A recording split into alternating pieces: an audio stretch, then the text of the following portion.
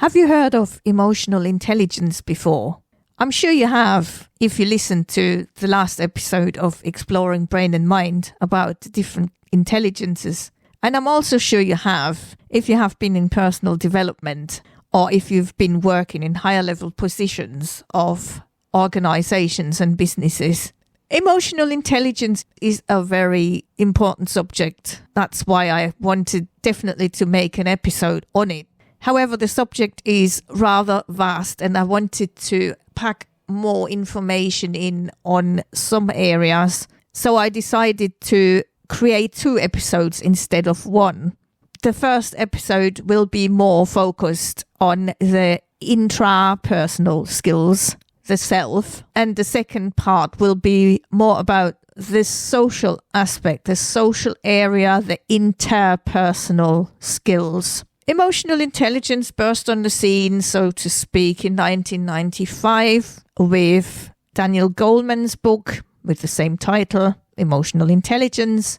And since then, it's taken the world of business by storm. But as I said before, I find it important also for relationship building in general. It's not just for people in leading positions. So let's start today's first episode of emotional intelligence with a little bit of general information, and then we go into the intrapersonal skills, the area of the self, and the 2 main areas there of self-awareness and self-management.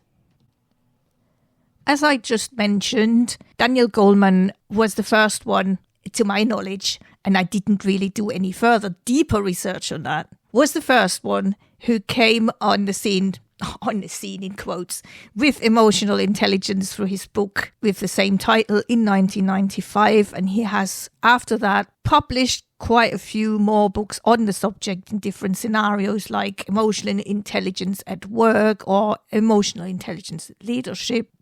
Emotional intelligence definitions focus a lot on emotions as part of emotional intelligence, as in being in control of your emotions at all times. So there's a lot of focus on that in the definitions, but there is actually a lot more involved in that.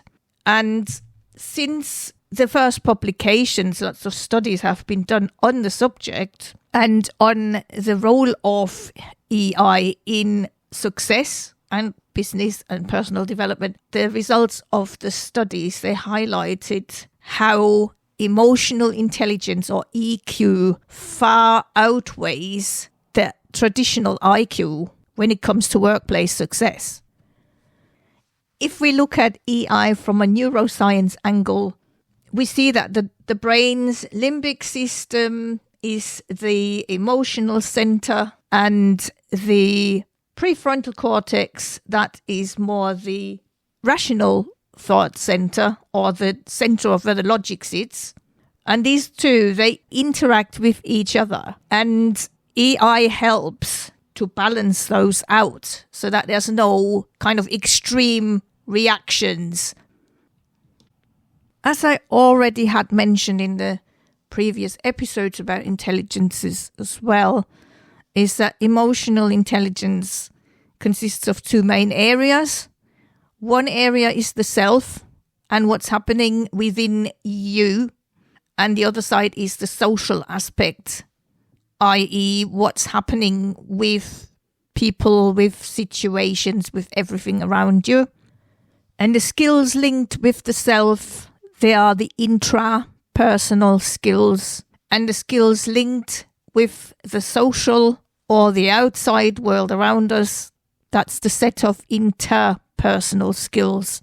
And I call them sets of skills because we're not necessarily born with them, but these are skill sets that we can acquire and that we can train in. They're some of the most important skill sets that we can acquire with regards to personal development, business, leadership, and relationship building. So we do have 12 emotional intelligence competencies. The first 3 are about accurate self-awareness. The second 3 are about self-management. The next 3 are about social awareness. And the last 3 will be about social skills. So the first 3 skills are the foundation of emotional intelligence. And you cannot go into self-management, social awareness, social skills if you are not absolutely, accurately self-aware.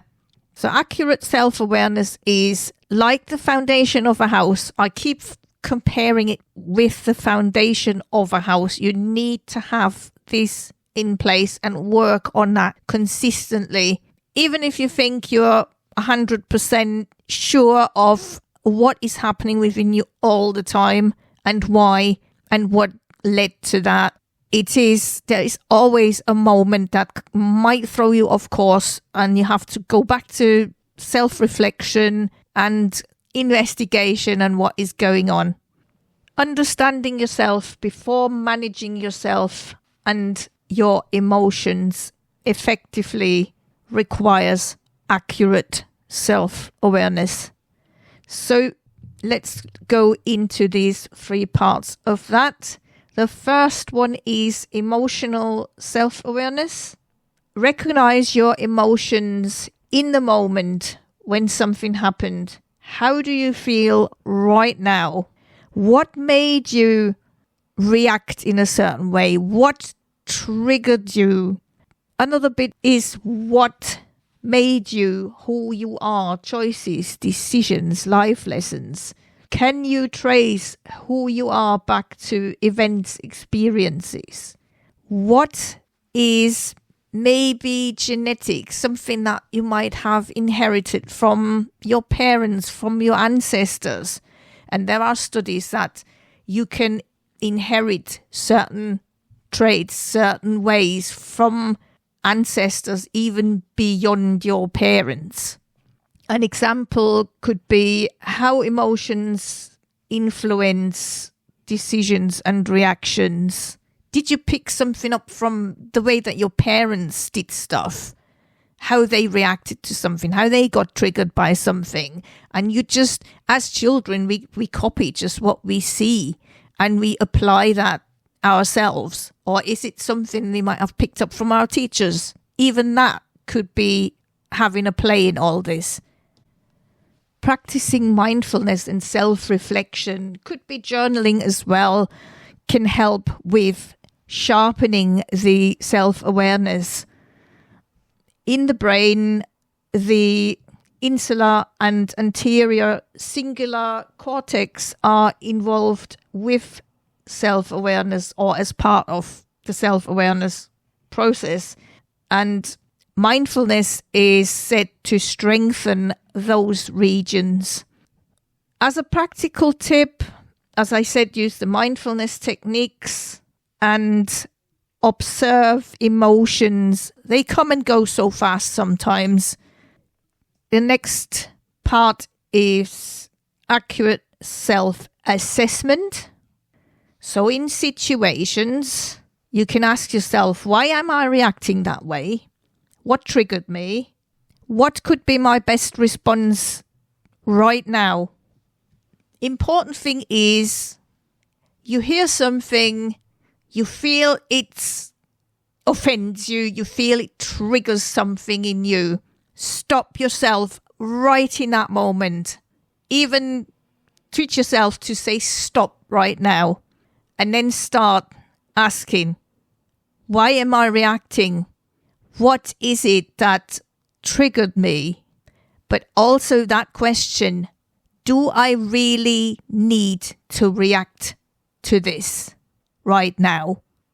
Yeah, you feel angry or irritated or offended. You could write a comment to whatever you've seen or whatever you've heard. But once the word is spoken, you can't take it back.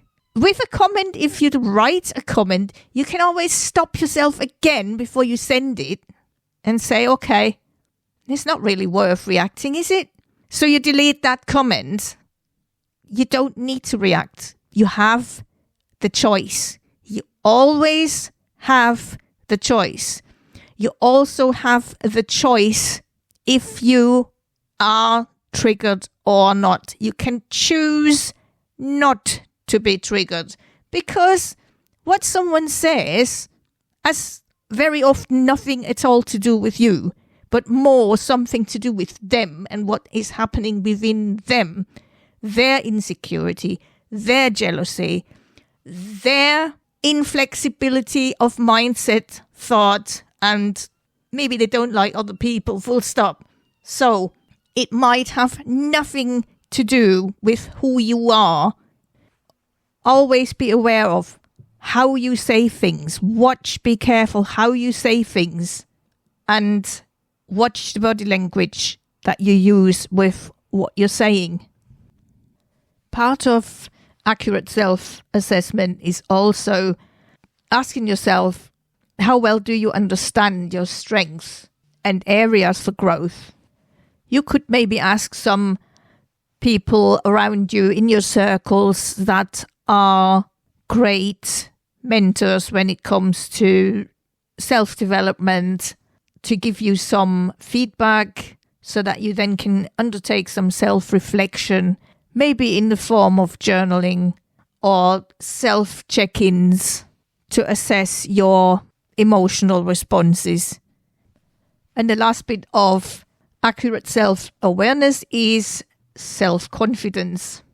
Self-awareness is the foundation of confidence.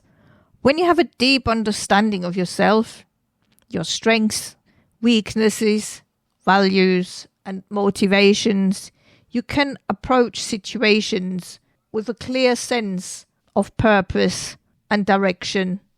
Self-knowledge allows you to set realistic goals.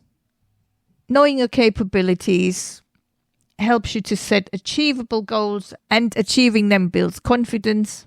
It helps you to make informed decisions.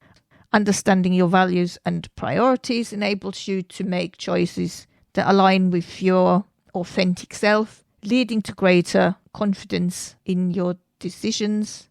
Self-knowledge also helps you to manage your emotions, because the self-awareness helps you to recognize and understand your emotions and allowing you to manage them effectively and respond to challenges with greater composure. Self-knowledge helps you to build strong relationships, because when you understand yourself, you can communicate more effectively and build stronger, more meaningful relationships, which in turn boosts your confidence. And finally, the self-knowledge helps you to develop authentic confidence without arrogance. Sometimes there is a slight bit between arrogance and confidence. Sometimes people can come across a little bit cocky, even though they're not meaning to be coming across as cocky. But sometimes it's also part of their authenticity. I'm kind of smiling as I'm saying that. I've got someone in mind here. With regards to confidence, I've got a bit of neuroscience here as well about it. Confidence is not just a feeling, it's rooted in your brain. Neuroscience research has identified several key areas and processes involved with confidence. One area is the prefrontal cortex. This area is responsible for decision-making, planning, and working memory. When you feel confident, this area is more active, allowing you to think clearly and make sound judgments. Then there's the amygdala.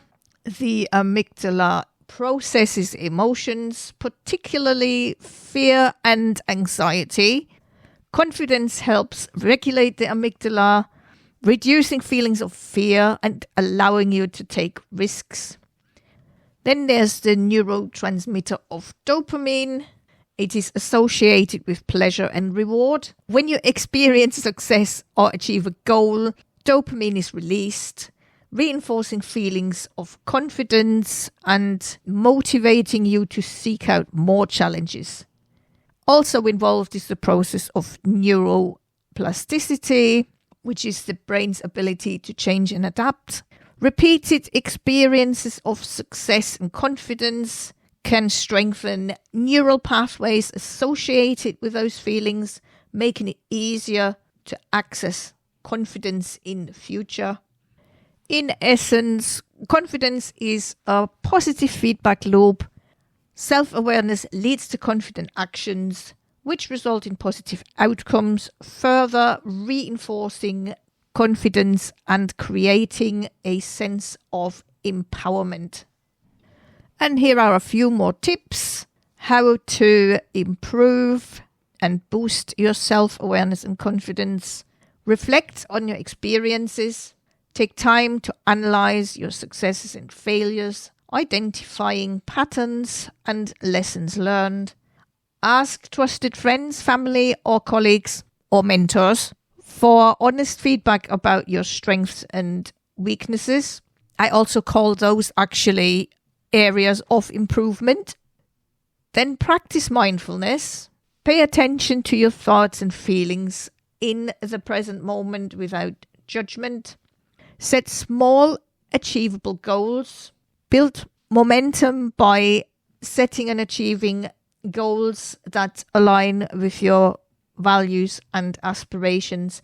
And celebrate your successes. Celebrate accomplishments, no matter how small.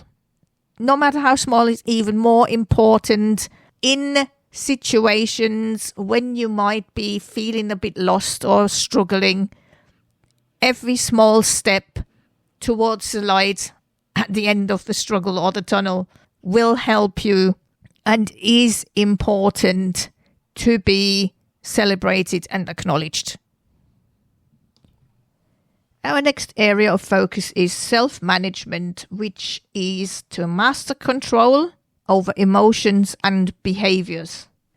The first area of self-management, first of the three areas of self-management, is self-control. Self-control is the power of emotional regulation, staying calm under stress.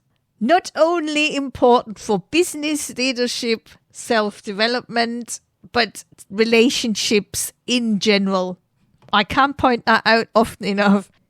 So self-control is involving the areas of the prefrontal cortex and the amygdala, and they might be at loggerheads sometimes with each other in the situations when it's really critical, when it's stressful, when the amygdala shouts, danger, I want out here, conflict, fear, anxiety, and the prefrontal cortex says, no, you need to stay here, you are needed right now, and we need to find a way through this. So to calm the amygdala down, breathing exercises, cognitive reframing, pattern interruption, and pausing are really important skills.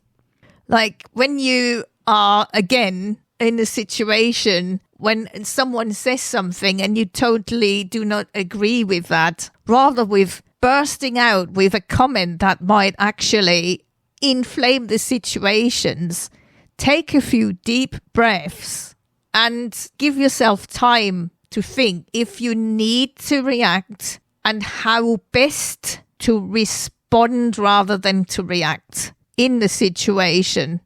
I also refer to what I said earlier with regards to when you see a comment on social media, for example, that really annoys you, or a post that really annoys you, and you feel so driven to reply immediately and give your opinion or express your annoyance, your irritation, I'm offended. To take these deep breaths and think, do I really need to respond? Do I need to react? Is this really about me? Or is it about the person who's writing that? Is there something in them that is not okay? Are they jealous about something? Are they annoyed about something else that actually hasn't got much to do with me as the person that I am? Thinking about that, you can write a comment, but don't send it. Delete it. Stop yourself from sending it. Delete it and move on. Another strategy actually for social media is to scroll on. Simply scroll on. You do not have to react at all, even if it might trigger you. Have your thoughts, but just scroll on, move on to something more joyful, to something more positive, to something that makes you happier. Divert the anger away. Yes, you can accept the feelings of being offended, being triggered, being irritated, but let them move on. They don't stay with you. Find something else to look at. Divert your attention away from what annoys you to something that is more pleasurable, more positive. Other practical self-control tips could mean observing a 6-second rule. Wait 6 seconds before responding to emotional triggers. Just as I said, the pause is important because this pause allows your stress hormones to settle. Then cognitive reframing, one of the most powerful tools that you can have, is instead of "this is awful," shift your mind to "what can I learn from this?" Or try to see the other side of something. Because, and I said that in previous episodes as well, there is never ever just one perspective, one angle to any headline, story, whatever we get presented with. There's never just one interpretation of it. There is always more perspectives to look at something, more angles, more interpretations. Very often the headline, story, what interpretation or narrative we're presented with is something that someone wants us to know, to believe, to think. They do not want us to see the other angles, perspectives, look at other interpretations, look at other alternatives. There is always more than just one story, one headline. Always there is more to it. One of my mottos is question, research, investigate. That's my big motto. And life taught me to always dig below the surface. Look at what's below the iceberg. The second area of self-management is adaptability. This is so important at this time and age of uncertainty, of a fast-moving world, of where changes happen so quickly and new developments come on the scene all the time. Adaptability can also be seen as emotional agility, and emotional agility helps us massively in uncertain situations and times of really fast changes. Part of adaptability or emotional agility is, again, the fact that you always have a choice. You always have a choice if and how you react or respond, or if you actually might rather skip any reaction or response. Reframing situations, again, is also important so that you can learn to see different angles, perspectives of a situation or headline or story. You can improve your adaptability when you work on cultivating and developing an open mindset, a growth mindset, and you broaden your horizons. Approach everything with curiosity rather than with hostility or concern or anxiety. Avoid mind reading. Avoid black or white thinking or generalizations or judgment and jumping to conclusions. That is part of adaptability as well. Be flexible in the way that you look at things. You can improve your adaptability by cognitive flexibility exercising, as in reframing situations, looking at something from different angles and not just from what you are presented with. Try and find different ways to think about them, to view them, even try and get different opinions on something. it can be quite enlightening. Yes, there's always different opinions of people, and sometimes you might not like the different opinions, but we're really all different, aren't we? So everybody may have different opinions. A great example for adaptability are leaders and professionals who thrive at times of change. And a great way to improve your adaptability are cognitive flexibility exercises, as in reframing situations, looking at situations, headlines, stories from a different angle, not just from the angle that you are presented with. The third area of self-management is self-motivation. There is a difference between external and intrinsic motivation. External motivation is the type of motivation that comes from outside of you. It's driven by rewards, punishments, or other people's expectations. Examples would include studying hard to get a good grade, working overtime to earn a bonus, or cleaning your room to avoid getting in trouble if you're a teenager or a child. The intrinsic motivation, that type of motivation comes from within you. It's driven by your own interests and values and sense of satisfaction. And examples for intrinsic motivation would include playing a musical instrument for the joy of it, reading a book because you are curious about the topic, or volunteering your time to help a cause you care about.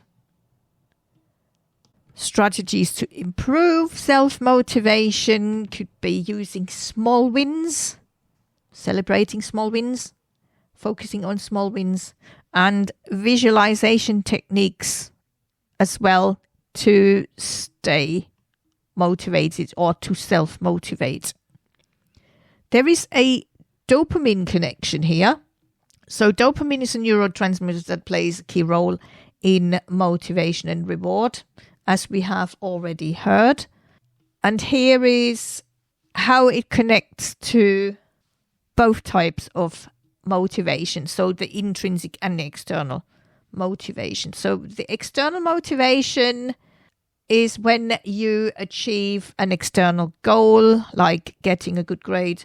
Your brain releases the dopamine, making you feel good and reinforcing that behavior, working harder to get more good grades, for example. This is why rewards can be effective motivators. With regards to intrinsic motivation, that's when you engage in something you find intrinsically, internally rewarding, like playing a musical instrument just for the joy of it. Your brain also releases the dopamine, and this reinforces the behavior and makes you want to do it again or improve playing your musical instrument so that you can maybe bring pleasure to other people with your talents and skills. The main difference lies in the source of the reward. With external motivation, the reward comes from an external source. With intrinsic motivation, the reward comes from the activity itself and from how you feel about achieving it or doing well with it. Ideally, you want a balance of both types of motivation. External motivation can be useful for tasks you might not enjoy but are necessary, like doing chores or working to get a promotion or get good grades studying. Intrinsic motivation is generally more sustainable and fulfilling in the long run because it makes you feel good within yourself. Some things to consider are, with regards to long-term goals, intrinsic motivation is more likely to keep you going when things get tough. With regards to creativity and problem solving, intrinsic motivation often leads to better performance in those areas. With regards to well-being, intrinsic motivation is linked to greater happiness and life satisfaction. And how can you increase intrinsic motivation? Find your passion. Explore different activities and hobbies to discover what truly interests you, what brings you happiness, what brings you joy, and set meaningful goals. Choose goals that align with your values and give you a sense of purpose. Also, focus on the process. Enjoy the journey of learning and growing, not just the end result. Seek autonomy. Find ways to have more control over your work and projects. And this concludes the first episode of the 2 parts about emotional intelligence, all about the self, the intrapersonal skills. If you enjoyed the episode, like and share the episode with others who could benefit from it, and follow and subscribe on Apple, on Spotify, and other podcast providers. And I hope you tune in to the second part of emotional intelligence about the social, the interpersonal skills. It is important that you listen to them both, but it was important that you listen to this one first. So tune in again next time.